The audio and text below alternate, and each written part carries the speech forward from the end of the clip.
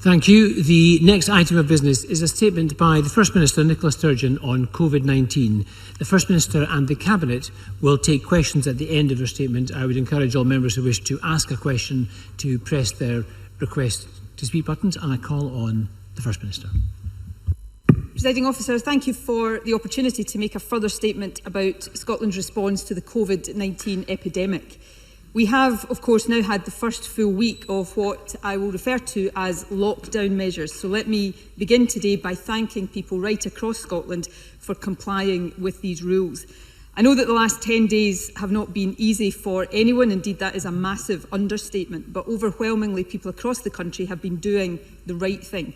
That is not unexpected, but it is heartening, and it will continue to be crucial in the weeks to come.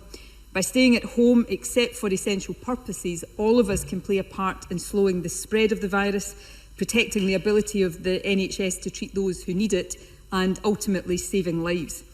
In a few moments, I'll talk about volunteering and support for businesses, but I want to start today with an update on the spread of the virus so far, on what we might expect to see in the weeks ahead, and on the steps we're taking to increase capacity in the NHS and equip it to cope with the impact of this epidemic. I can confirm that as of 9 o'clock this morning, there have now been 2,310 positive cases of COVID-19 confirmed in Scotland. That is an increase of 317 from yesterday's figures. These numbers will, of course, and I've been stressing this on a daily basis, be a significant underestimate of the true spread of the virus across the country. And it is with sadness that I must also report that there have been 16 further deaths of patients who had tested positive for COVID-19. That takes the total number of deaths in Scotland to 76. And I'm sure that everyone in the Chamber will join me in extending condolences to all of those who have lost loved ones. And I know that everyone will also join me in thanking all those working in our health and care sector. They are doing an extraordinary job, and everyone in Scotland is deeply grateful for their dedication and for their expertise. As the numbers I have given demonstrate, we are now at the stage of this epidemic as we expect it to be, when the number of cases is rising rapidly. And unfortunately, that means that the numbers becoming seriously unwell and dying are also sadly rising. Of course, we hope that the lockdown measures we're asking people to comply with will have a marked effect on the spread of the virus, and that we will see a slowdown in the next few weeks. However, given that these measures take some time to have an impact, it is too early to draw any firm conclusions yet. And in any event, we must continue to plan for what will be a considerable impact on the National Health Service and indeed on wider society. So let me address firstly the impact on the NHS, which I must say is being felt already, and the steps we are continuing to take to respond to that. We have already seen an increase in intensive care patients with confirmed or suspected COVID-19 from 51 in intensive care this time last week to 147 as of last night, and that in itself is an increase from 135 yesterday. And unfortunately, we do expect that increase to continue for a further 2 or 3 weeks at least.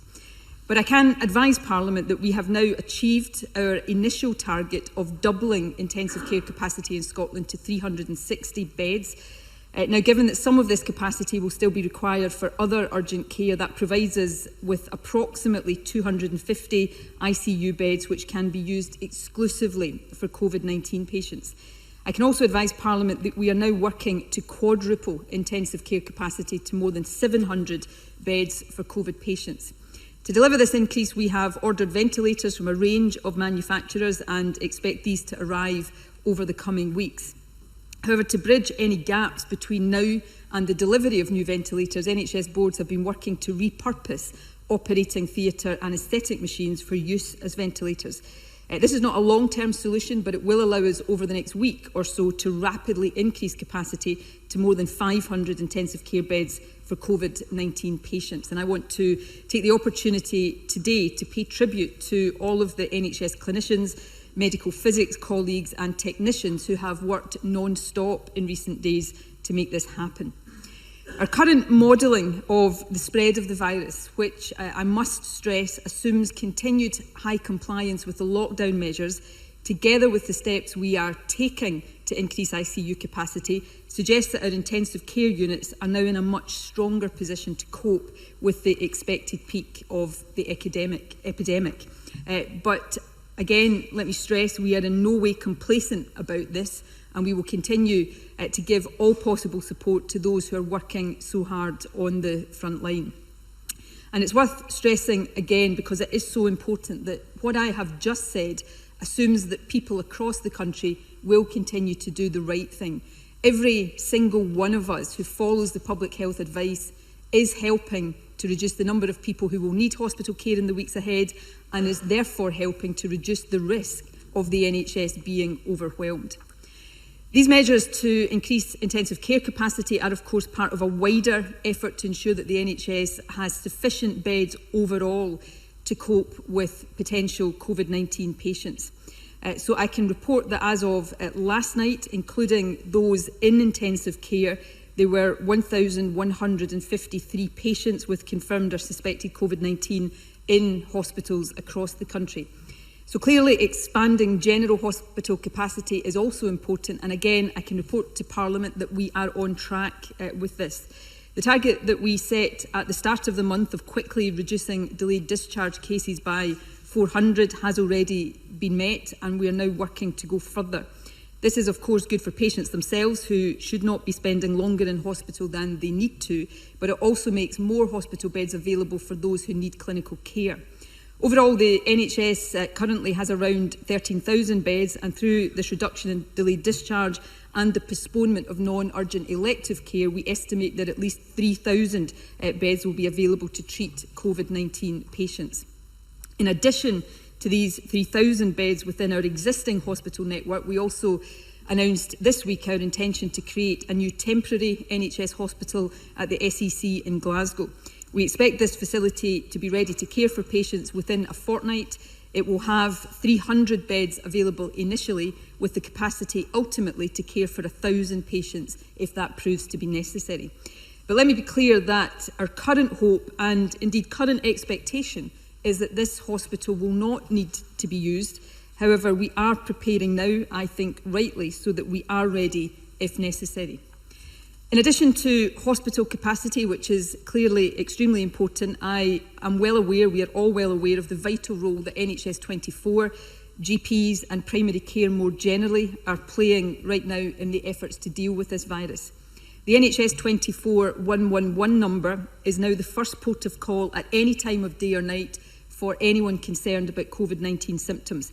That service has been under tremendous pressure, and I want today to thank everyone there for an exceptional response. Patients calling 111 who need further advice or care are now being referred to new community hubs, which are staffed by clinicians from across the healthcare system, and if necessary, they will be given an appointment at one of our new COVID-19 assessment centres. This new network of hubs and assessment centres will allow GPs to focus more of their time on patients who have needs other than COVID-19. However, GPs are also dealing with significant pressure, and yesterday we announced £15 million of extra funding to help with that. The money will support additional non-clinical staff and additional locum cover if GPs need to take sickness leave. The funding will also reduce the pressure that might otherwise have been placed on out-of-hours services by ensuring that many GPs will be able to remain open on Good Friday and Easter Monday this year. The final health issue I want to cover is the welfare of health and care workers. Testing is one important part of this. We are working at pace right now to significantly increase our testing capacity. I can tell Parliament that we have already gone from an ability to do around 750 tests a day just a couple of weeks ago to being able to do around 1,900 tests a day now. And over the course of the next month, that will increase to around 3,500 tests a day. It is important to stress that this increase will be delivered within the NHS laboratory network. Commercial partnerships being developed at a UK level will increase capacity beyond that, and as part of one of these partnerships, a new lab has already been established in Glasgow, which we expect to be operational within the next 2 weeks. As testing capacity expands, we will progressively increase the number of health and care service workers who are tested, and we have already published guidance to support this. The other two immediate priorities for testing remain the treatment of serious illness and community surveillance. Both of these things are extremely important. However, we will also be considering carefully the role of more extensive testing as part of our strategy, at the right time of course, to bring the country out of the current lockdown measures. Lastly, on testing, what I have been talking about so far is of course diagnostic testing, testing that tells people whether or not they have the virus. However, we remain hopeful that antibody testing, which would confirm whether someone has had the virus, will also be available soon, and we will keep Parliament updated on that. Let me turn now to the provision of personal and protective equipment.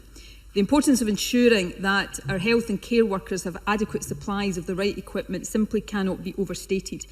Over the past 4 to 6 weeks, around 34 million items of personal protective equipment have been delivered to hospitals across Scotland, providing care for COVID-19 patients. Over this week, we're also issuing almost 8 million items of personal protective equipment stock to staff across primary care and social care. That includes around 8 weeks' supply for primary care practitioners. We do have reasonably good supplies of all key items at this stage, though it is important to say that we may face challenges in future as global pressure on these supplies continues to intensify. And we have also taken steps to improve not just the supply but the distribution of PPE. For example, NHS National Services Scotland is now operating a triage service so that it can respond more quickly to urgent requests for PPE from health and social care providers. There is an absolutely fundamental principle at stake here, and it is one that I, the Health Secretary and the entire government takes extremely seriously.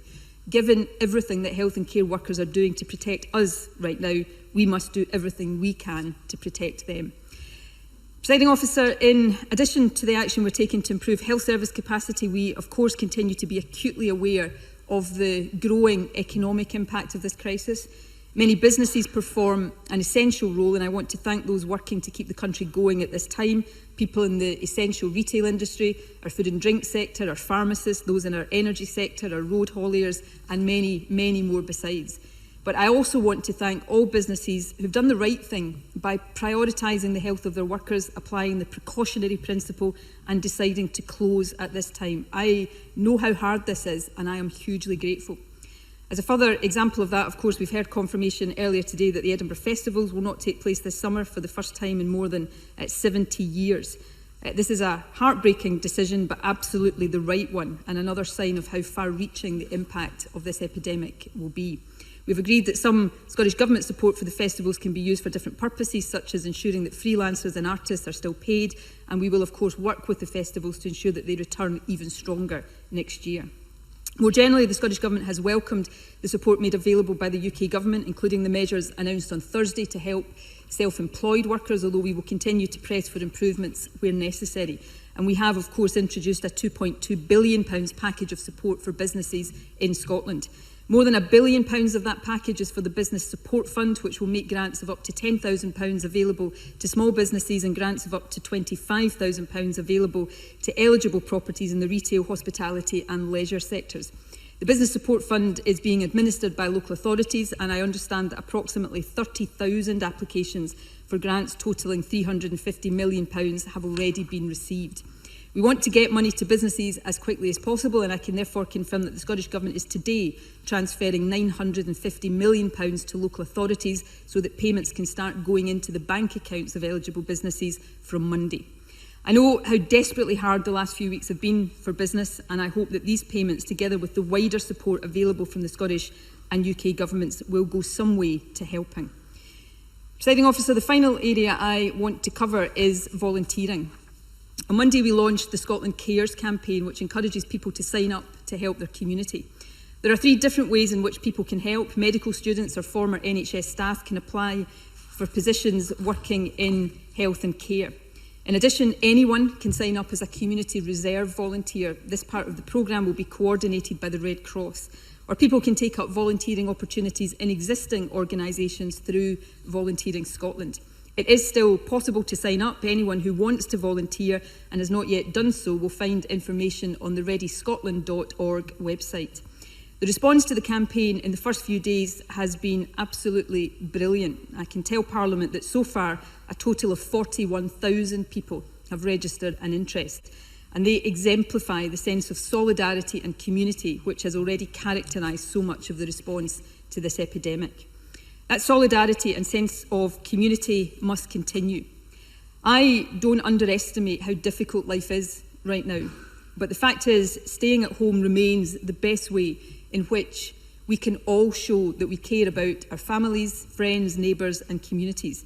It is in fact the single most important contribution any of us can make to tackling this epidemic. We must of course continue to reach out to other people even as we remain physically separated from each other.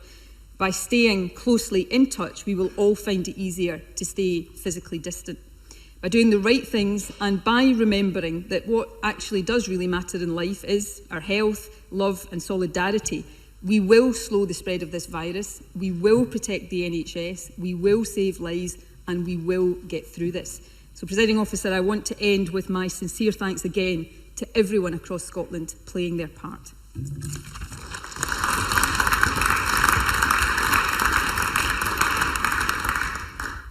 Thank you very much. The First Minister and the Cabinet will now take questions. Jackson Carlow.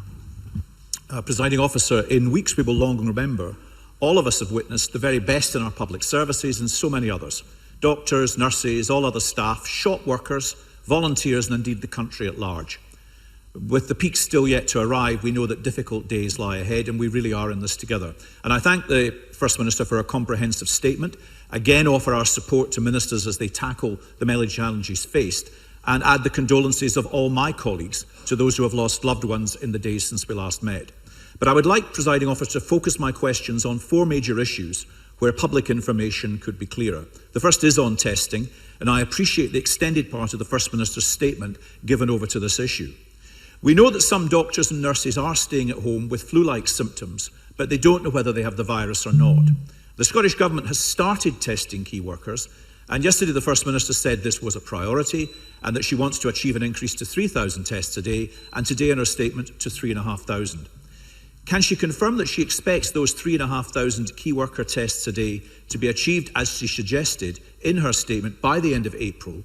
And can she confirm if this commitment includes all healthcare workers, including dentists and others?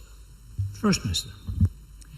Can I thank Jackson Carlow for his comments and expressions of support? Let me turn to the issue. We expect within the current NHS laboratory network to be able to carry out, yes, by the end of April, 3,500 tests in total per day. That will cover the three priority areas we've set out for testing, which is to help treat those with the most serious illness, testing key workers, and we will have to prioritise. We have started to prioritise key workers on the basis of those who are more critical to maintaining rotas at the moment, and we will extend that as our testing capacity increases. And the third priority is, of course, to make sure we have a robust system of surveillance in place across the country, which HPS, through our new community hubs, has been working to put in place. And that will allow us to assess, monitor and, of course, report on the spread of the virus across the country in a way similar to the way in which we do for flu every year right now. That is what and after the end of April, we intend to continue to try to increase above 3,500 tests per day, but that's the target over the next month that we have set out to achieve. And as I say, as of today, we are at 1,900, a capacity of 1,900 per day. As I say, that is within the NHS laboratory system. There are a number of initiatives over and above that I would hope would give us significant additional capacity that will enable us, particularly with key workers, to accelerate that progress even further.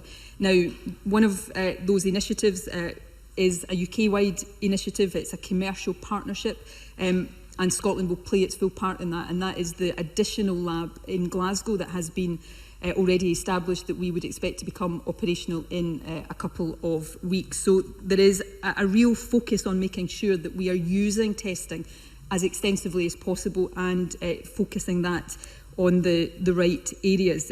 I've noticed the Centre for Disease, I think that's the name of the organisation that I'm about to quote, has talked about the rational basis for prioritising in this kind of way while capacity is being built up and extended.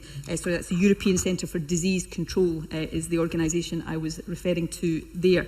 Can I say finally that one of the things that is certainly occupying more of my mind, and I and the Cabinet Secretary are talking and will increasingly be discussing intensively with our expert advisors, is how we use more extensive testing as part of the strategy to take the country out of lockdown.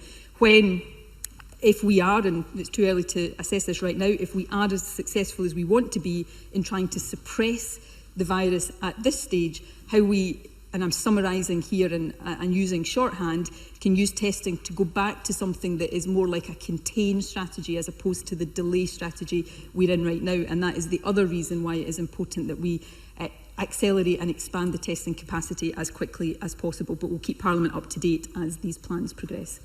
Jackson Carroll. Can I thank the First Minister, especially for that final point in encouraging, as we try to normalise, at least relatively, our lives again. And also, I'm sure she will undertake to ensure there's clear, complete transparency within the frontline NHS staff as to which groups within that can expect to receive testing as a priority. The second issue is contact with vulnerable people. Now, all MSPs will have constituents falling into one of the vulnerable groups who were probably expecting a letter last week but were then confused when nothing arrived. And when letters did start to arrive this week, there was concern that the information within it was quite long and complex and that a mobile phone or an internet access is required to register for help. There was some doubt from GPs on whether they still had to individually call patients, and councils have told us they don't know how many people in the areas may have received letters. Now, First Minister, none of us doubt the good intent underpinning all of this, that's understood. But the situation is slightly confused and vulnerable people therefore are understandably worried. So can I ask the First Minister, has every vulnerable person now received a letter? And is the Scottish Government certain that between its letters, GPs and councils, every vulnerable person will be contacted and no one will be inadvertently overlooked? First Minister. Again, can I take a bit of time to give as much detail as possible around this? And when we talk about vulnerable people, first and foremost, we're talking about the group we refer to as shielded. Now, that is a group of up to 200,000 people in Scotland who have conditions, for example, specific forms of cancer, severe respiratory conditions, rare diseases that leave them vulnerable to infection, people who've received solid organ transplants or who are on immunosuppression therapies, or women who are pregnant and have congenital heart disease.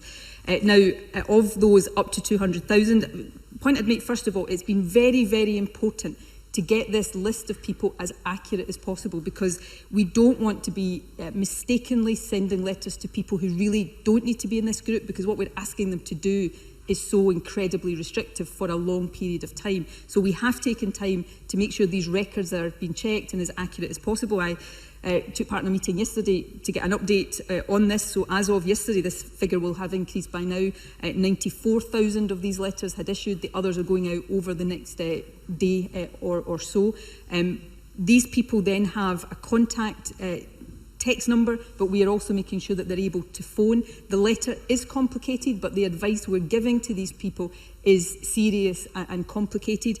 That service of them being able to contact will then enable us, and by us I talk about central and local government, to contact them back to ask what they need in terms of food delivery and medicine delivery, and there are arrangements in place to make sure that these services are delivered.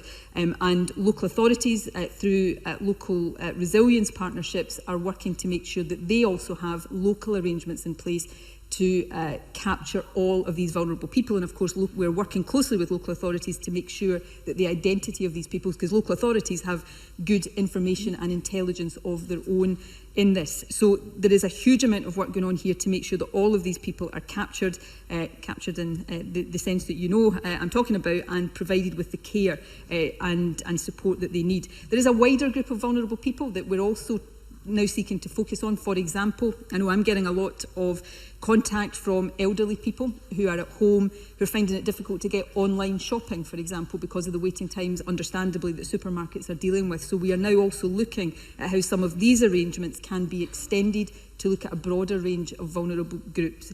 That is work in progress, but again, we'll continue to keep Parliament updated. Jackson Carroll. And I thank the First Minister again and accept we don't want to include individuals who do not need to be included. But we all have constituents who expect that they will, and obviously they are anxious and they do need that confirmation and clarity as soon as possible. In the rush of the past few weeks, we've also seen a pulling together of companies, workers and government.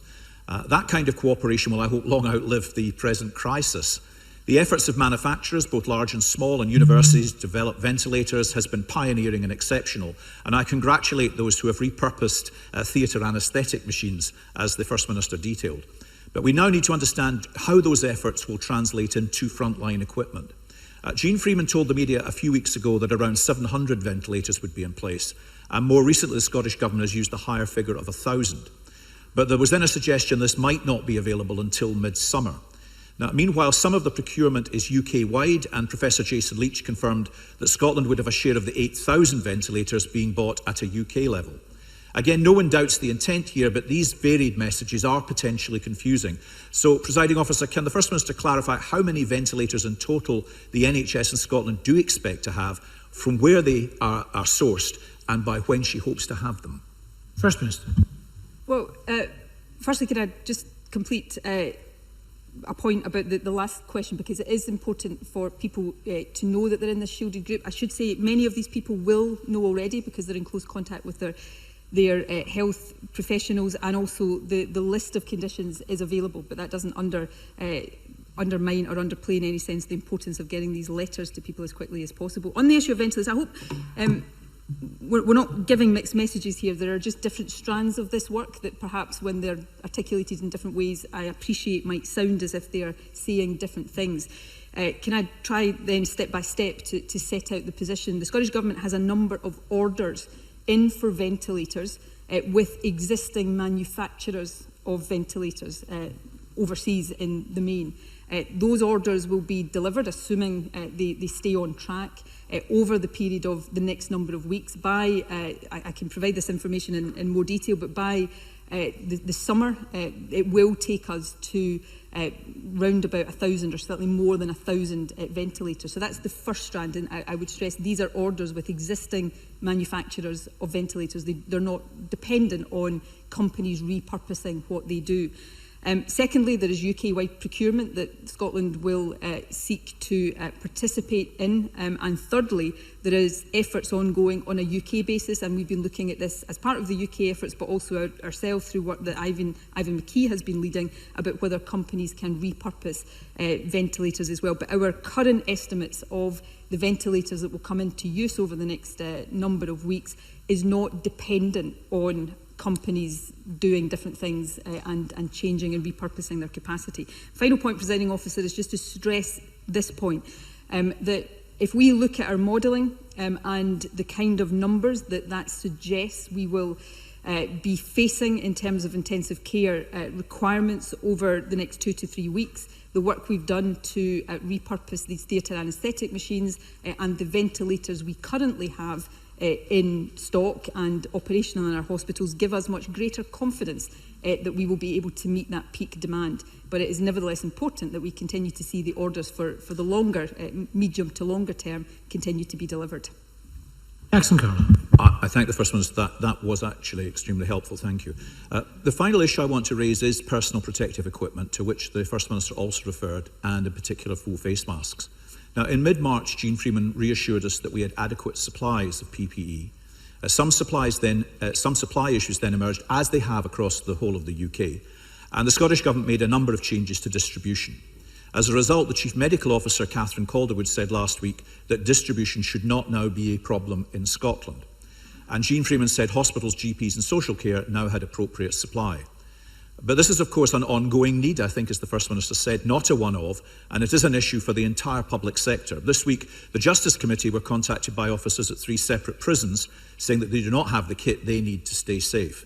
And yesterday the Royal College of GPs, the Royal College of Nursing and Scottish Care all wrote to the Scottish Government saying their members lack the protection they need. They said, every minute we wait is a minute too long. All staff, no matter where they work, must feel safe. We will continue to raise this issue until it is resolved. So can I finally ask the First Minister to tell us, if she can, is she confident that every public servant who needs protective equipment will get it? And is she able now to say when? First Minister. Every public sector worker who needs protective equipment, and I'll come back to that point in a second, yes, absolutely should have it. And we are working on an ongoing basis to make sure that is the case on an ongoing basis. I think there are three issues here that very often, for understandable reasons, get conflated. Supply, stocks, distribution and advice as to what items of PPE are required by different groups of workers in different circumstances. So on the issue of supply, right now we have fairly healthy stocks of supply of all of the key items, but I don't want to labour that point too much because there is a huge demand for them and global supplies are under pressure, so we can't be complacent about that. The second issue is distribution, and it is on distribution more than supply, where, to be candid, I don't think we've done as well as we would have wanted to in the last couple of weeks, and where significant steps have now been put in place by NSS to streamline and improve that. So, for example, the exercise that's underway this week to proactively get 8 weeks worth of supply to GP practices is an important part of that, the triage system, so that urgent requests are dealt with much more quickly. And so I am much more confident that the distribution issues have been resolved, although with an operation of this scale, I cannot guarantee there will not be issues that arise, but what I can say is we will absolutely work as hard as possible to resolve any issues that do arise. The final issue is advice. There is Health Protection Scotland advice currently available about which groups of health workers need what items of PPE in what circumstances. So not every health worker will need the FPP3 masks that are talked about. Many of them, it will be appropriate to use other types of masks. That advice is under ongoing review. The 4 nations across the UK have been looking at whether there is a need to update that advice in any way, and hopefully, if there is, that will be done in the next day or two, and we'll make sure that that advice is there. More generally, in terms of public sector workers, we are looking at providing bespoke guidance and advice to different groups of workers about how they best protect themselves. Some of that will be around PPE, some of it will be around safe social distancing and other working practices. So I just want to give an assurance that this is an issue we take extremely seriously. There are complexities in it given the logistics of this, but we have made improvements and we will continue to make improvements so that every public sector worker who needs this kind of protection has the assurance of knowing that they will get it. Richard Leonard. Thank you, Presiding Officer, and can I extend our condolences to all of those who have lost loved ones to coronavirus. Can I thank the First Minister as well for advance copy of her statement. In these challenging and anxious times, I want again to offer the support of my party to the government in this fight for all of us against this virus. Those working on the front line in our NHS and social care services also have our full support. And it is because of that that I again need to raise the issue of testing with the First Minister. The commitments to roll out testing to key workers are welcome. It's something that we've been calling for since the very beginning. Yet the NHS and care staff I speak to still have real frustrations, but also real anxiety about a lack of testing. They are worried for themselves, but also for their patients, their co-workers, and their own families. So will the First Minister confirm today how many frontline health and care staff have been tested? And will the government now start reporting daily the number of key workers who have been tested, as well as the number who have tested positive? First Minister. We are hoping to get to a position where we can report daily, not just on the total number of tests that are being carried out, but what the breakdown of that is between the 3 priority areas that I've spoken about. I cannot give that number today. I can tell in total that as of, forgive me, I think I'm reading this table correctly, I'll correct it later on if I'm if I'm not, but there were around 1,700 tests carried out yesterday. We have the capacity to grow that right now to 1,900, and we are doing that. There will often, well, not often, always be a difference between the number of tests that are carried out and the number of people tested, because some people require more than one test, but we are trying to get on a daily basis much more granular information around that. On the issue of testing for key workers, I mean, I have always acknowledged, and within the Scottish Government we've been working very hard to accelerate the expansion of testing so that more key workers can be tested. I think it's important to say, though, and healthcare workers more than any of us will know and understand what I'm about to say, testing is not a complete panacea for everything, because if a healthcare worker is isolating because somebody in their family has symptoms, if they don't have symptoms, then testing is not going to be appropriate. But it is going to help to a great extent to make sure that we don't have healthcare workers with symptoms isolating unnecessarily if they don't have the virus. So we are, for that reason, as well as for other reasons, really focused on trying to expand that as much as possible, and health boards across the country are very focused on that. And as I said a moment ago, I think there is guidance that is available already that helps with the prioritisation of that. So we'll continue to provide as much information to Parliament as this progresses as we possibly can, including some of the more detailed information that Richard Leonard has asked for. Richard Leonard. Can I thank the First Minister for her answer? And we raise questions of testing simply because it's clear from international experience that comprehensive testing has been critical to successfully limiting the spread of this virus. 2 weeks ago in Parliament, the First Minister reassured us that her aim was to increase testing capacity in Scotland to 3,000 people every day. And today the First Minister has mentioned 3,500 tests a day. But it is clear from the daily updates that we are still way below that figure.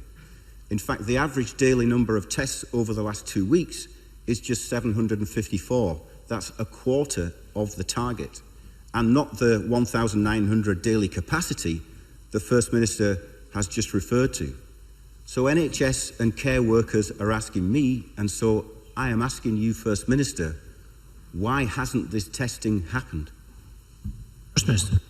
I think the answer to that is reasonably straightforward, although I understand the frustrations here and the desire to see us increase testing capacity more quickly. But in terms of provision of equipment, having the staff trained and able to do it, unfortunately, it is not something that can simply be increased overnight. It takes time to do that. So we have gone from a position just a couple of weeks ago to the capacity which it had in itself been increased since the start of this epidemic, of being able to do around 750 tests a day, to where we are right now, and this will have increased again within the next few days, of being able to do 1,900 tests a day. I'm now reading this table accurately. So yesterday, for example, as of 9 o'clock this morning, so the 24 hours ending at 9 o'clock this morning, 1,710 tests were carried out. So we are increasing that capacity, and we will continue to do so. And as I said earlier on, we have firm priorities for testing right now, the 3 priorities I've spoken about. But increasingly, the WHO is understandably talked about a lot. I think what it says is talking about countries that are still in a containment phase. We are in a delay phase right now, but as we come out of that and come out of these lockdown measures and go back to something that is more about trying to contain the virus, the importance of testing then becomes even greater. So that is why we are working so hard to increase this capacity, and will continue to do so. Richard Leonard. Again, thank the First Minister for their answer. Testing is an essential part of our response, but on its own, it is not enough. And I've raised previously with the First Minister, I know that she agrees with me, and we have just heard earlier on today the importance of PPE. However, workers, trade unions, professional associations continue to voice serious concerns about the availability, but also the quality of PPE that they and their members are receiving. BMA Scotland said in the last 24 hours, BMA Scotland members have raised with us concerns about the quantity, quality and speed of rollout of PPE. The RCN said just yesterday we've heard from district nurses who had run out of PPE but were still required to make home visits. The government's new PPE distribution measures put in place on Monday are welcome. We cannot have supplies stuck in warehouses while staff are put at risk in our communities. And the last thing that staff should have to worry about during this time of immense pressure, when we are relying on them so much, is whether they have supplies of the right equipment. So can the First Minister confirm that the updated guidance that she spoke of earlier on when and what PPE to use in Scotland's NHS and care services is issued, can she tell us whether it will match the guidance from the World Health Organization, and can she give guarantees that we will have adequate supplies of the right PPE to see us through this pandemic? First Minister. Well, can I say a number of things there? We, the Government, the Health Secretary in particular, is on an ongoing basis talking to groups of workers in the health service, trade unions, professional organisations. I think she spoke to the BMA most recently yesterday about this, so we are actively listening to and responding to these concerns. That's why the changes to distribution have been made. It's why 8 weeks worth of supply is being issued proactively upfront to GP practices this week, and we will continue to listen to that. The Health Secretary has established or is establishing an email hotline so that any group of workers or worker who has concerns can very quickly make sure that the government, not just those distributing the supplies, are aware of that, and we can continue to respond. In terms of guidance, let me be very clear, there is Health Protection Scotland guidance right now, and that is robust and quality guidance that complies with relevant standards. As people will understand, and I think I've said previously in the Chamber, I don't decide what the guidance is in terms of who needs to and who does not need to wear different types of PPE. I'm not qualified to do that. I rely on expert advice for that, and that expert advice comes from Health Protection Scotland. If there is a need to update that, and the 4 countries of the UK have been looking at that in recent days, then that will be updated and any explanations for that will be given. But the guidance that is in place right now is guidance that healthcare workers are able to rely on. And that tells people what kind of PPE is required in different circumstances, and it also allows those distributing it to make sure that we have the supplies, and those supplies are getting to the front line as quickly as possible. Alison Johnson.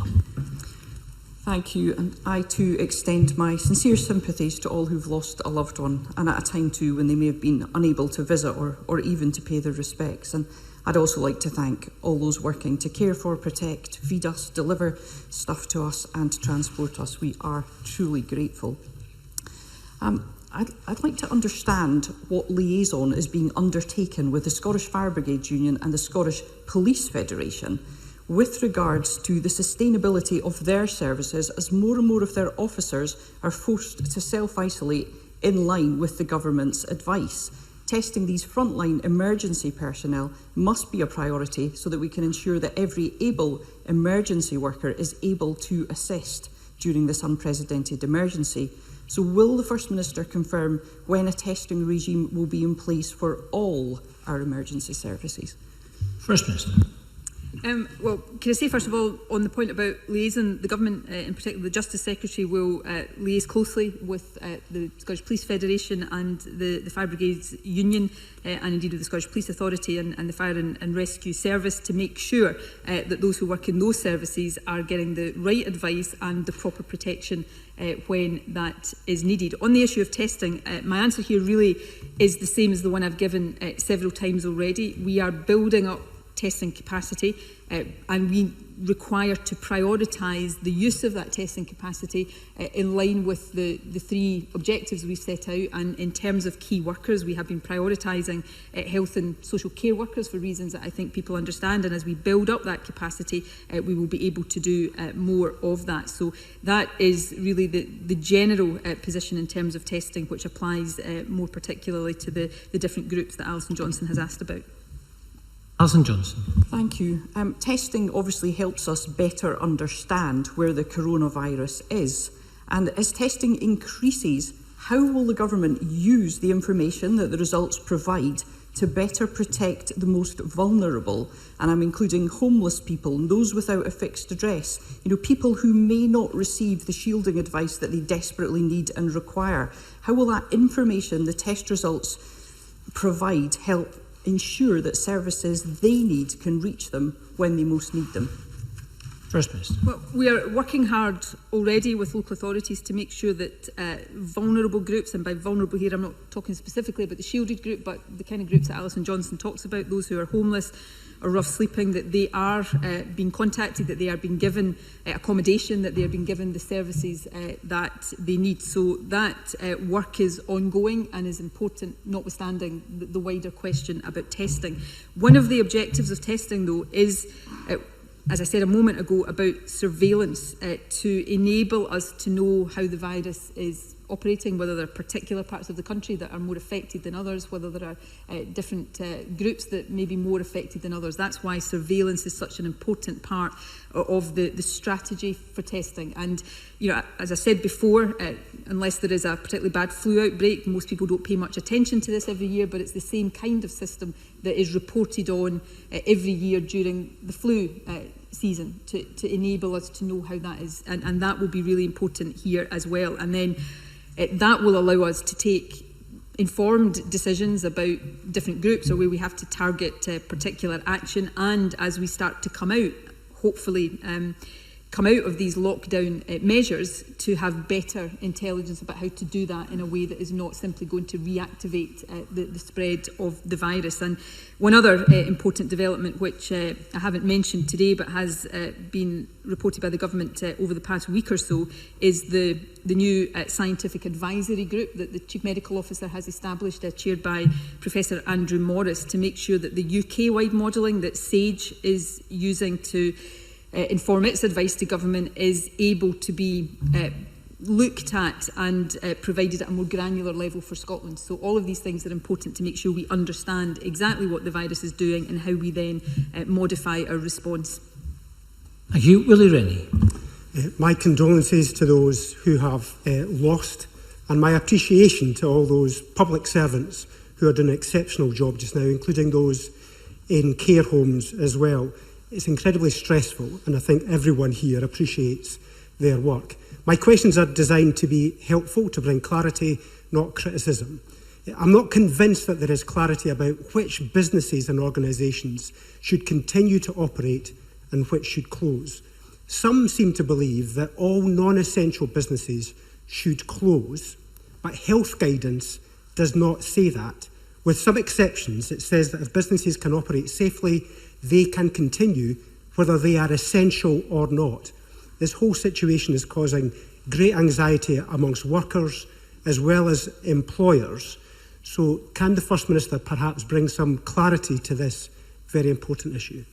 First Minister. Well, I have tried very hard to be clear on this, but in a way that accepts up front that we cannot give bespoke guidance that covers every single particular situation, although we are trying to offer advice wherever possible. But in summary, we have a group of businesses that have been told categorically they should be closed. So, for example, that is non-essential shops, pubs, restaurants, theatres. At the other end of the spectrum, we have businesses that are essential to the ongoing operation of the country, the businesses that keep the lights on and keep food flowing through the food supply chain. So they are essential businesses that should keep operating, although following health advice as they do. In the middle of that, that's where we have recognised there are different circumstances, and we've set out principles. So are the activities the businesses engaged in material to the well-being of the country? If so, can they allow staff to work at home?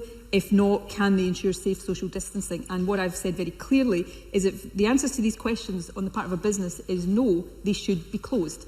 And I make no apology for that, because I don't underestimate the impact of all of this on the economy. And trust me, I don't underestimate the challenge and the task for all of us after this of rebuilding the economy. But as I said yesterday, and deliberately starkly, we can rebuild the economy, we can repair the economy, but we can't bring people who died back to life. And that is why the absolute priority, and if any business is in any doubt, they should err on the side of protecting the health of their workers and protecting life, and that's my very clear advice to them. Willie Rennie. That does help, and it does bring some clarity. I've spoken to many businesses, employers and workers, and it's possible to work through those issues, but it does take a bit of time, so clarity is important. And should those who share homes with those who are on the shielding list, should they be going to work or should they remain at home? What is the advice to employers on that? And some people in self-isolation or shielding are beginning to run out of cash and don't have access to online shopping. They can get support from a mutual aid group, but has the government considered ways of making sure that people can pay for goods if they don't have cash and they don't have access to the online shopping? And there's also concerns about how parents and carers of disabled children being supported, how can they maintain that support when they're at home, perhaps when they're shielding or self-isolating? They're under incredible stress just now and need that kind of support. So what can the First Minister advise?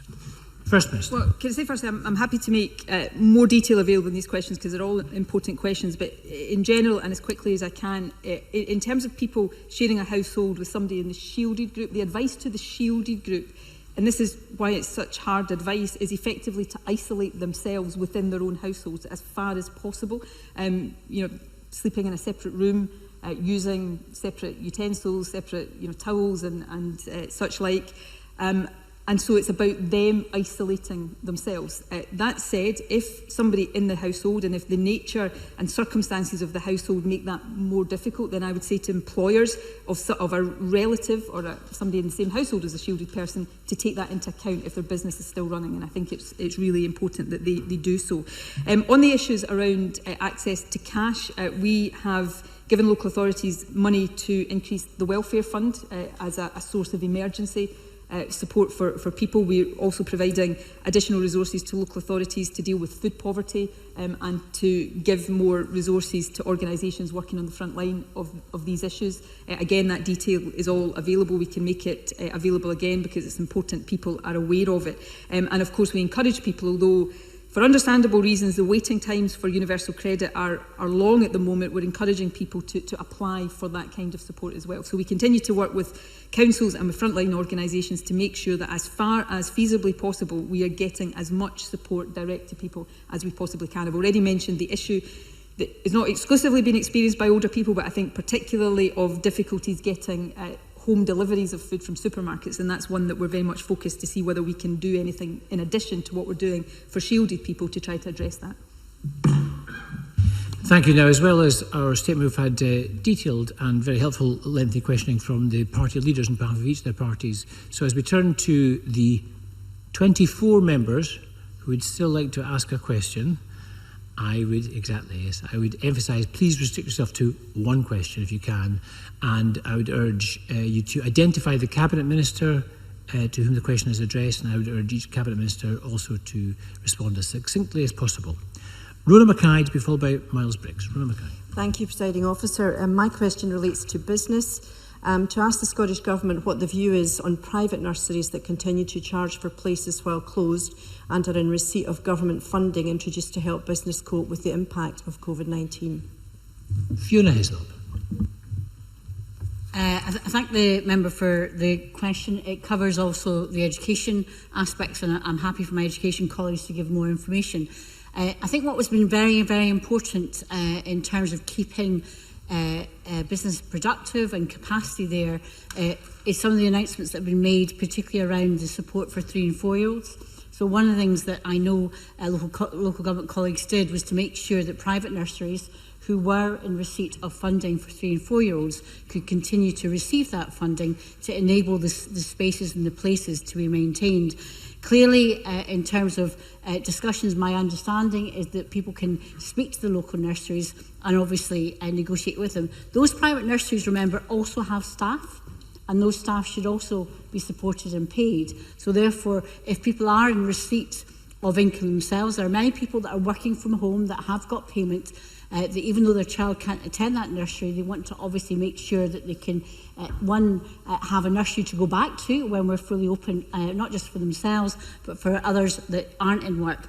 So I think that the people need to have a common sense approach to this, because we want to keep capacity there workers will want to have capacity there, but if they're not using it and if they're not being paid, that obviously is a different issue. So it might be a bit more of a flexibility, both from the parents themselves and the private nurseries, to make sure that we actually all get through this together, and actually when we return to a containment or indeed a different phase, that we have that capacity there.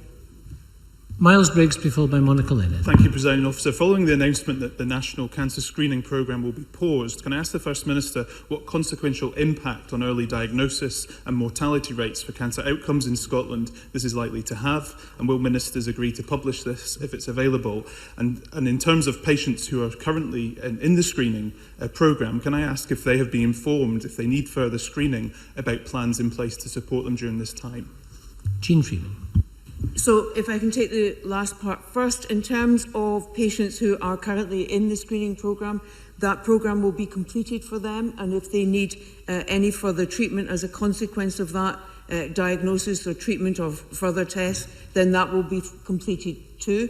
In getting to this point, we did consult with and remain in contact regularly with the Coalition of Cancer Charities, so that they can ensure that those that they are in touch with are also kept informed of this. The decision was, of course, taken on the basis of clinical advice, and that advice will advise us about the best way to pick up this programme again when the pause is ended, and ensure that everyone who would have been called are called as soon as we are able to restart the screening programmes. Thank you. Monica Lennon, to be followed by Stuart McMillan. Thank you. Across all social care sectors and settings, carers are frightened because they don't have any PPE or the right PPE, an issue I've raised in Parliament before. Yesterday, the First Minister was made aware of a survey by GMB Scotland members. It revealed a majority of care workers have lost confidence, in part due to a lack of PPE, but also because they don't believe that safe systems of work are in place for them or for the people who rely on their care. I'm told that absence levels are soaring in some parts of the country. Over a third of people are off sick already, and care packages have been withdrawn or downgraded. Not valuing carers is going to cost lives. So when the First Minister is advised that there are reasonable good supplies in place, can the Health Secretary advise who is providing that advice? Is she convinced by that advice? Have we got the guidance right? Because this is not the real world experience of carers, their families and the trade union reps who stand up for them. Jean Freeman. Thanks very much. I do take all of these issues around PPE really seriously, and I can assure Ms Lennon that I actually monitor the supplies, the outgoing stock and the supply line on a daily basis now. There will be over lunchtime a letter issued to the Health and Sport Committee, which I've taken the step of ensuring is circulated to all MSPs, which provides you with two things in addition to what the First Minister has said. It provides you with the new dedicated email that is there for MSPs, for unions, for members of the public, for individual members of staff, to raise particular issues where they do not individually have the PPE they think they require, so that will be monitored continuously and immediate action taken to ensure that where there are those issues raised, then they are acted on and resolved within that day, if at all possible, and certainly the individual raising them is informed of what steps we have taken. I'm speaking with Scottish Care tomorrow afternoon again to ensure that the distribution line, the direct distribution line that we've now created for the supply of PPE and for the ordering of PPE by both care homes and care at home, that is operating in its first week satisfactorily. Where it is not, then of course we will take the necessary steps to ensure that that is the case. I do know from my own email stream that we do have carers who are receiving supplies of PPE, and that is as it should be, given the volume that we've released. But we will continue to work our way through any particular glitches. I think the 4 direct ordering and distribution lines will make a significant difference, along with a dedicated capacity to monitor constantly any specific issues that are raised. And I would say again, as I've said to all our union colleagues so far, that any specific issues, as the GMB did with the ambulance service, and we successfully resolved that in the course of an hour and a half's discussion, then I intend that that is how we will proceed. If people come direct to me, I will meet them, we will resolve the matter, and then we will move on. Stuart McMillan to be followed by Jamie Green. Thank you very much. Presiding Officer, it's a question to the Justice Secretary. I've been made aware this morning that Police Scotland actually have some of the PPE equipment that's required, but not all of it, but it's not yet been issued to Police Scotland frontline staff. Can the Justice Secretary look into that, please? Yusuf. Thanks, Stuart McMillan. For the question, I spoke to the Chief Constable about this matter just this week. There has been an additional PPE that has come into Police Scotland. That is of limited stock because it will be given to those officers where there's a reasonable chance they may come into contact with someone with coronavirus. They are monitoring that situation obviously on a regular basis. They do have the appropriate PPE and the appropriate stocks as per the advice given to me by the Chief Constable. If Stuart McMillan has local concerns in relation to his constituency, of course I'll take them offline with him and raise again directly with the Chief Constable. Thank you. Jamie Green to be followed by Kenneth Gibson. Thank you, Presiding Officer. The First Minister mentioned progress that was made on delayed discharge, but evidence suggests that many people who are ready to leave hospital are still currently stuck in hospital settings because local authorities are struggling to provide suitable care. I'm sure we'd all agree that the safest place to be if you're fit and able is at home. Can I therefore ask the First Minister, how many people are currently in a hospital setting that should not be there, and what specific and direct support will be given to local authorities who claim that funding and resource are the main two reasons for cancelling discharge? Jean Freeman. So the Health and Social Care Partnerships, in cooperation with ourselves and local authorities, reduced the numbers of delayed discharge in our hospital by 500 in the month of March, and will continue to work towards a further 500 over the month of April.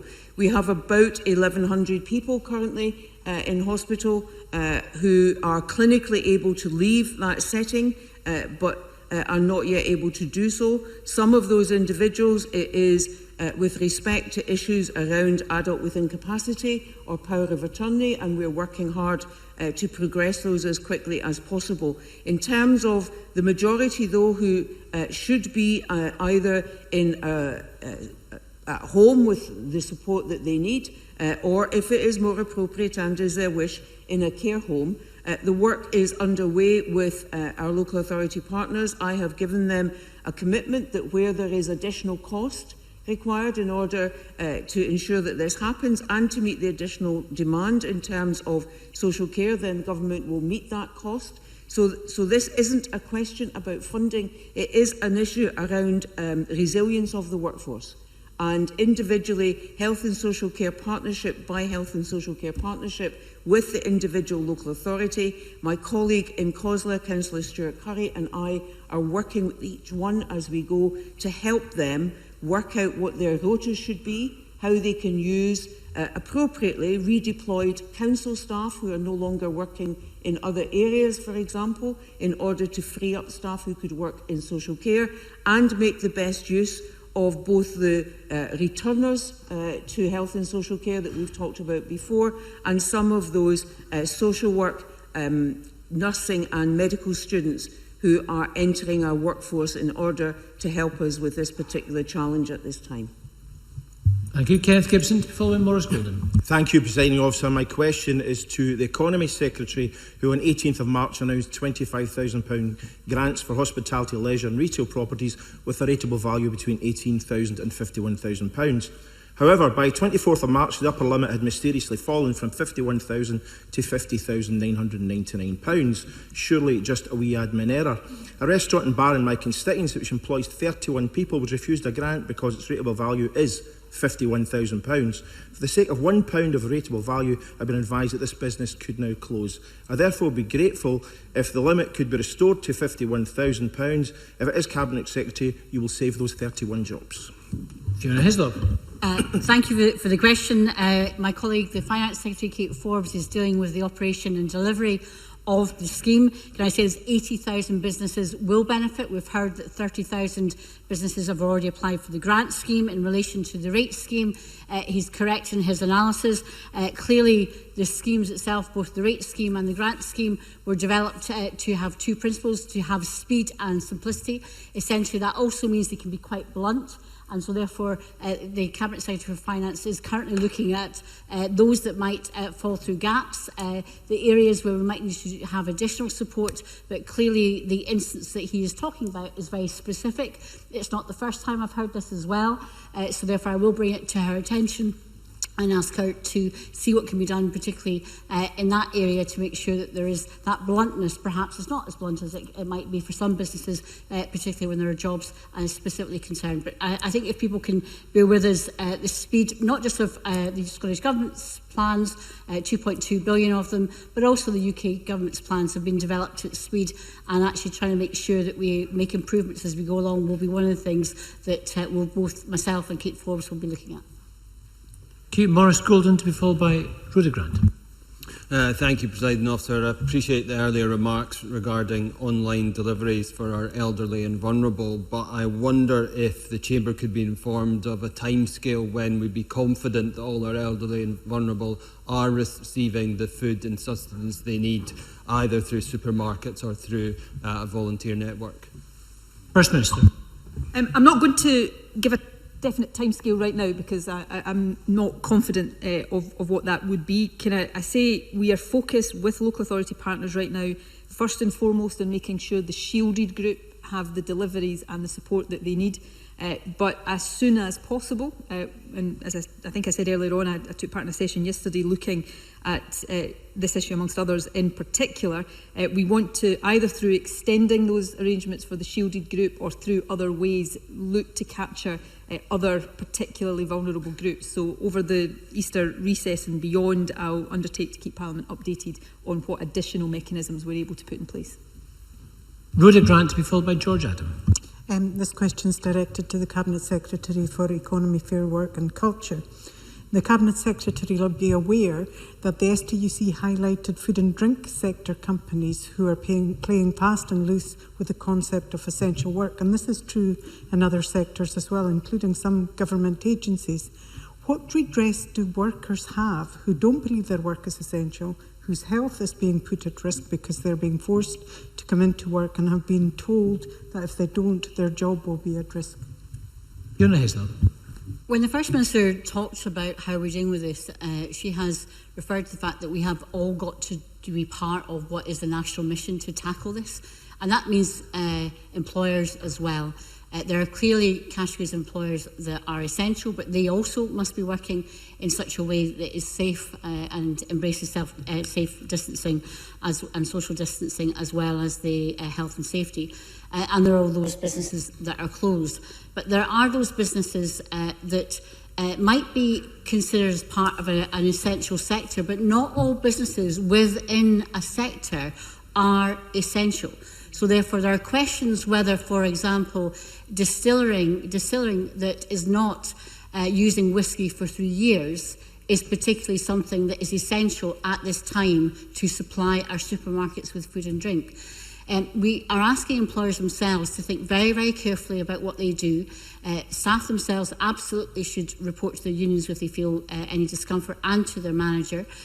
The sensible thing to do, and it's what we're doing with the construction sector, to make sure that those non-essential construction sites that we have asked to close can reopen in a safe way. Because if we're moving through phases of this at different points, we will want to make sure that those companies, when they do reopen, are doing so safely with the confidence of their customers, but most importantly of their staff. So we're calling for those businesses that are not essential to close on a precautionary basis in order to make sure that they are safe. And so the recommendation is they close unless and until they can give evidence to everybody, including their staff and the unions, that they can do so safely.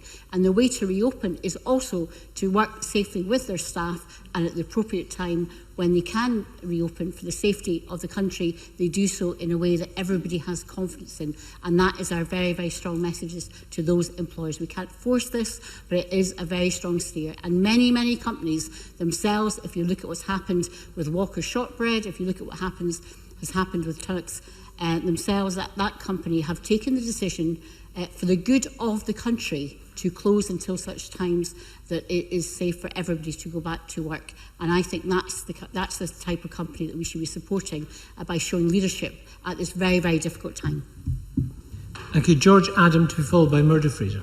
Thank you, Presiding Officer. The First Minister will be aware that there's been an extremely positive response from the public for the temporary hospital and Excel Centre in London being named the NHS Nightingale Hospital. And in these difficult times, surely any form of positivity is a good thing.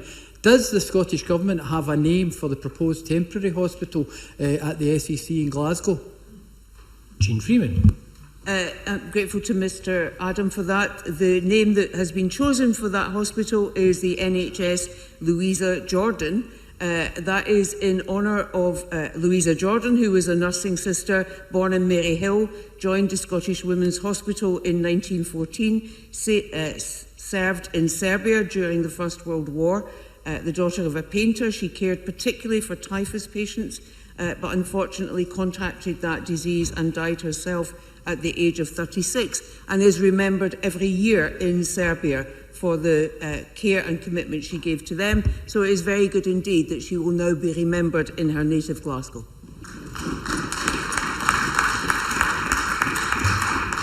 Murdo Fraser, to be followed by Colin Smith. Thank you, Presiding Officer. It's a question for the Cabinet Secretary for Health.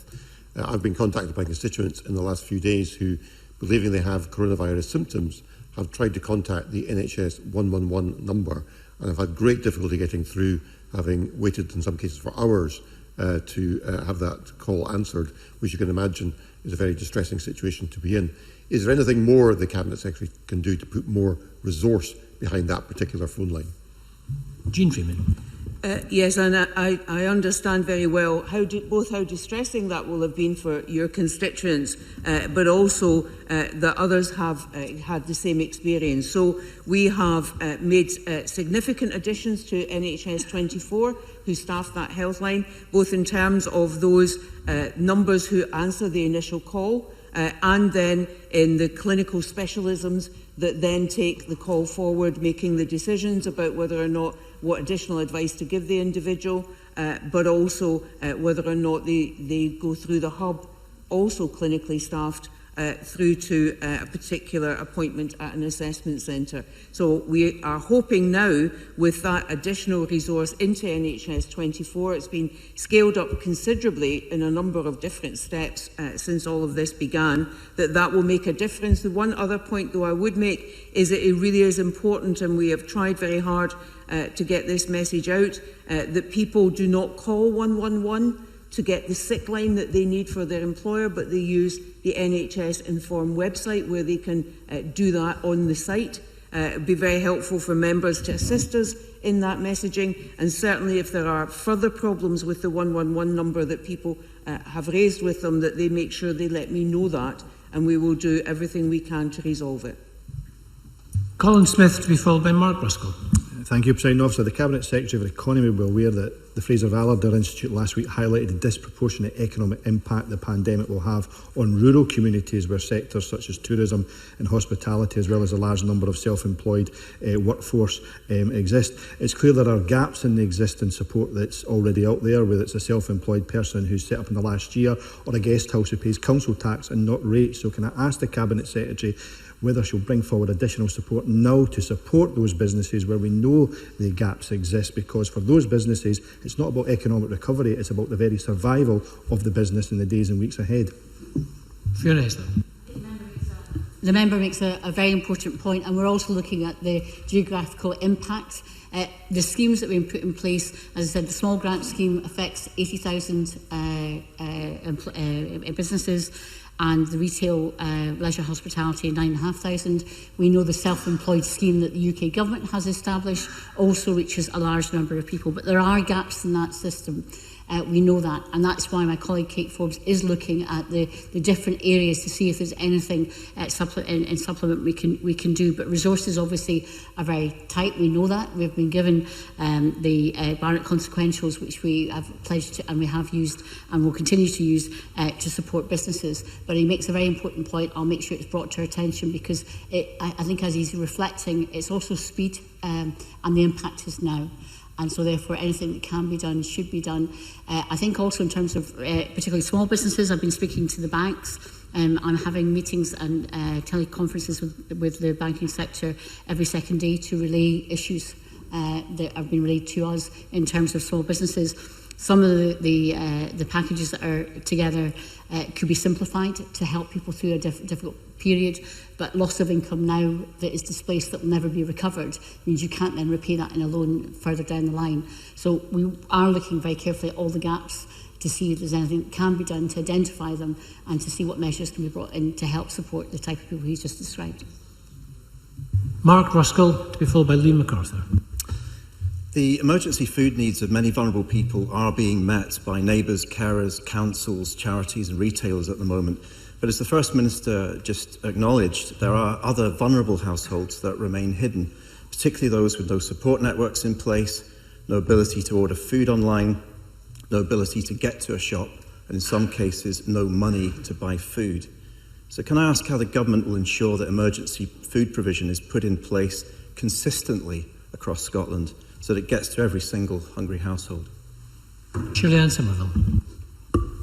Well, this is an issue which we are giving very active consideration to, because increasingly we are concerned to ensure that no one falls through any gaps in the provision that we have as a government. The First Minister's obviously already talked about those who are in the shielding group, but she has also mentioned that there are wider members in society who will need assistance. Aileen Campbell mentioned the food fund, which was part of her announcements, the £350 million announcement. Partly that's for public sector responses, but also to fund national third sector partners that are delivering community-based responses. So that's a very important aspect of it. The other aspect is the volunteers that we now have in place. Now I would encourage members to further publicise readyscotland.org to ensure that we get more volunteers, because they can play a part in this. How they play that part is then down to the local resilience partnerships and the local volunteers, because we've not reinvented the wheel, but we're using the networks that are already in place, that have the contacts that are already there. And by doing so, we're confident that we'll be able to breach any gaps that there are. Finally, I had a very useful conversation with some third sector organisations yesterday, talking exactly about that, about how they might know there's a need, but they are not the people that will then meet that need. And it's about ensuring that we use those local resilience partnerships and the volunteers to be able to deal with that where necessary. Thank you. Liam MacArthur, to be followed by John Mason. Thank you. Can I welcome the assurances from the First Minister in relation to testing PPE? But a question for the Economy Secretary. As Colin Smith rightly pointed out, there are gaps between the various grant and support schemes, particularly for businesses in rural and island areas. I welcome the decision by the Scottish Government last week to reverse the earlier exclusion of all self-catering businesses, but the eligibility criteria still remain tighter than elsewhere in the UK, leaving self-catering businesses in Orkney and across Scotland unable to access the support they need. So can I ask the Economy Secretary to work with her Finance Secretary colleague to address not just the point that Kenny Gibson quite legitimately made, and it affects some of my constituents as well, but also to look at these eligibility criteria to make sure that self-catering businesses key to our tourism sector get the support they need at this very, very difficult time. Fiona Hislop. Self-catering and caravan businesses are going to be eligible for grants, provided it was their primary source of earnings and the property was let for more than 140 days. I've given the commitment that all the consequentials of the £2.2 billion for businesses will be distributed, reflecting the UK scheme. But I would also say that we have proportionately far, far more small and medium-sized enterprises than the rest of the UK. So our funding has to stretch more than the rest of the UK's because of the nature of Scotland's economy, that we have so many small businesses, not least in the constituency that the member represents. So we're very conscious of that, and that's how we're actively looking to try and see what else in other mechanisms. But that would mean repurposing and reorganising the Scottish budget more generally, and that is the work that Kate Forbes and also Ben McPherson will be looking at. John Mason, to be followed by Michelle Ballantyne. Thanks very much. I have, it's the health question, an 88-year-old constituent who is self-isolating but needs to go for dialysis 3 times a week to Stob Hill Hospital. And his family are worried because he is going into a car with 3 or 4 other patients and the driver, which is a problem. Jean Freeman. I'm grateful to Mr Mason. There is work underway, and I would encourage him to pass this on to his constituent to ensure that where patients in that situation require transport to take them to their treatment, that they do that in singly. And that they are not required to share cars or any other transport. So there is work underway. I'm very happy to take that on and pass him the specific details with respect to Greater Glasgow and Clyde, and to ensure that we know across the Chamber all members are aware of what is happening in their own particular health board area. Michelle Ballantyne, to be followed by Sarah Boyack.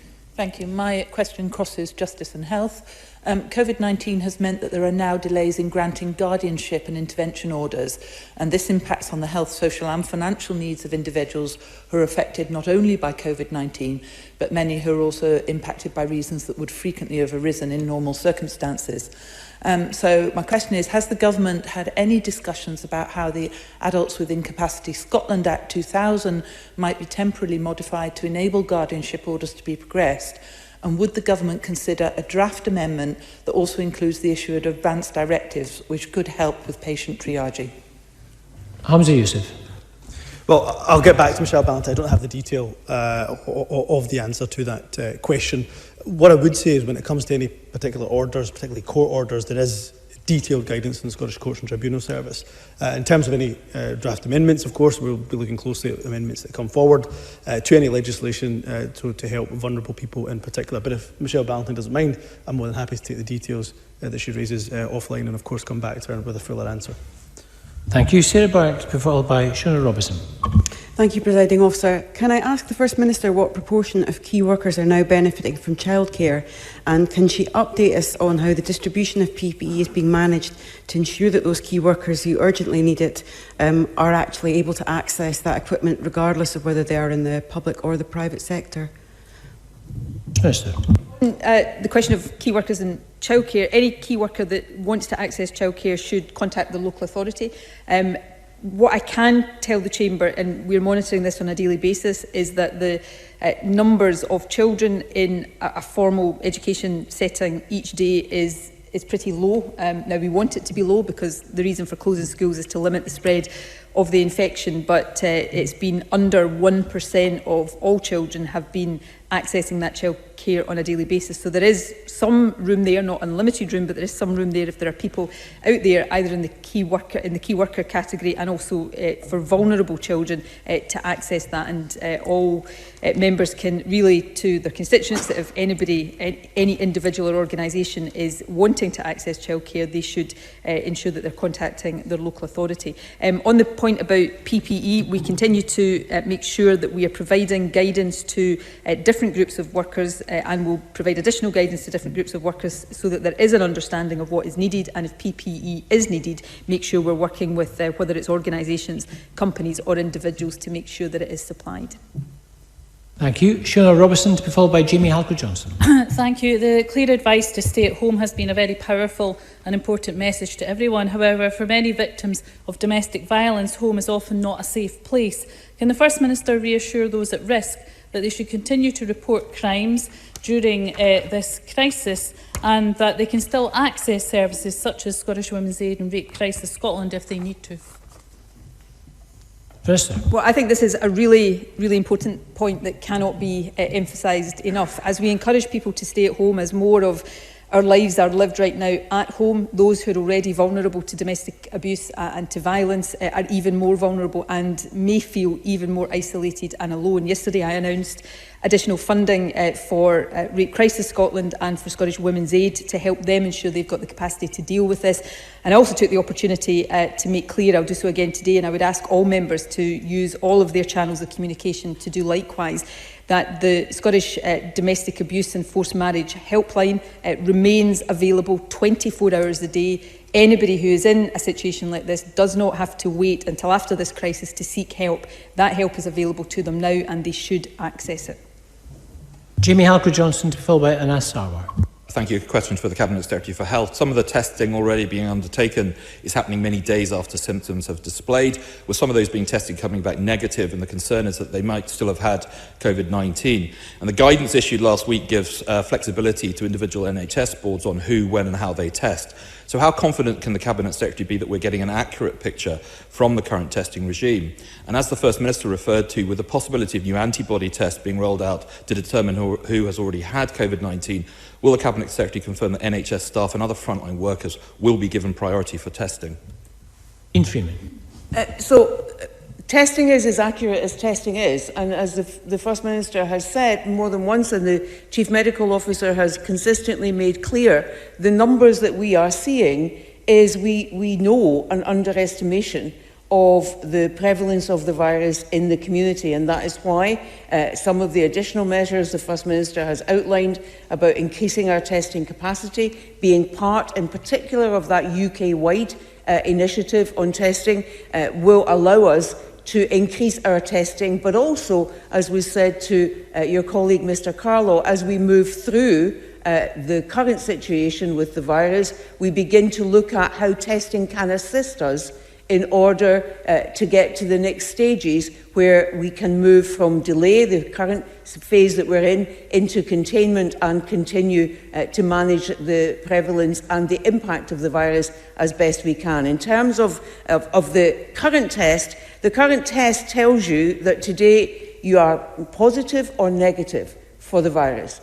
If it tells you you are negative, that does not mean that in a week's time you might not develop the symptoms of the virus and you would test positive at that point. So it is if you like, a binary situation that doesn't give you assurance, doesn't give any of us assurance, that if I tested negative today, then that's me, I'm negative from now on. The antibody test is, as you rightly say, the key one in that. And in that we are working alongside the four nations of the UK, hoping that we will see that reliable, robust antibody test available in the near future. And at that point, we will make effective use of that in order to assist us not only with health and social care in that workforce, but in making those decisions about the steps we might need to take in order to come out of the current delay stage and the restrictions that are so necessary into a place where we can contain the spread of the virus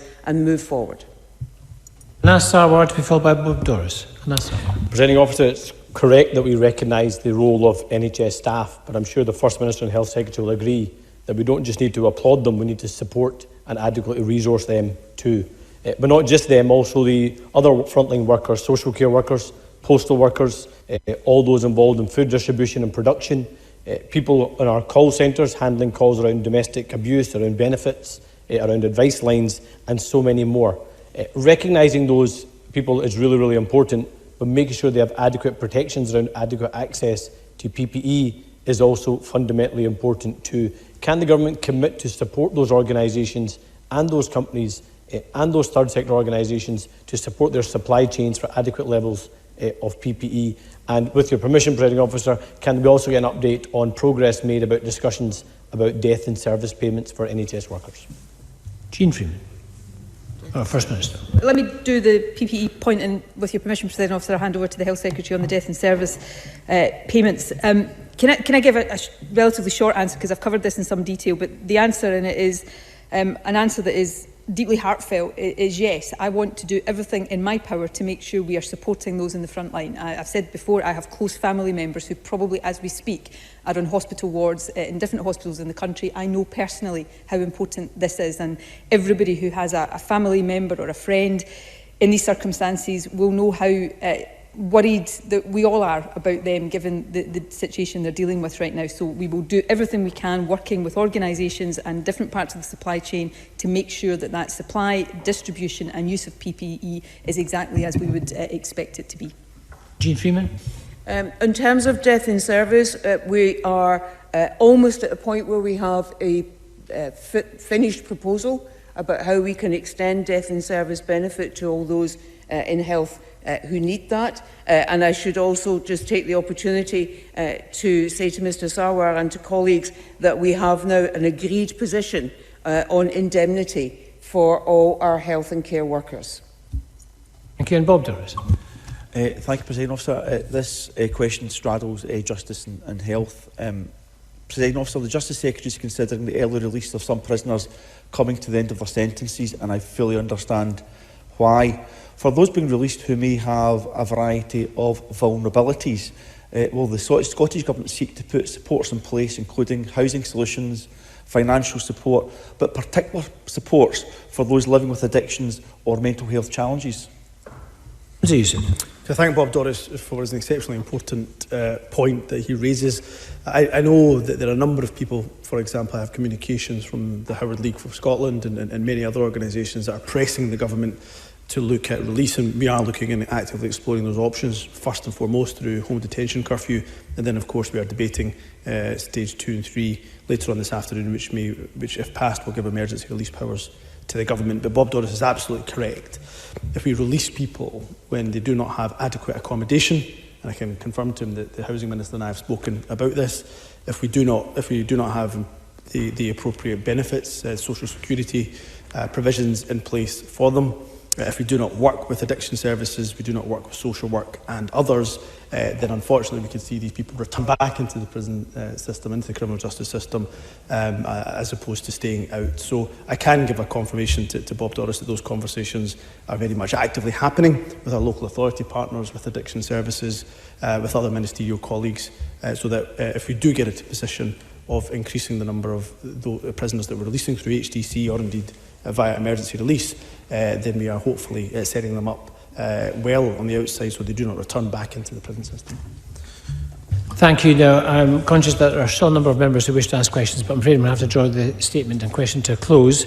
Before we do suspend, I would just draw members' attention to the fact that the deadline is now passed for lodging amendments to the emergency bill, and we have received a significant number of amendments from a number of different members.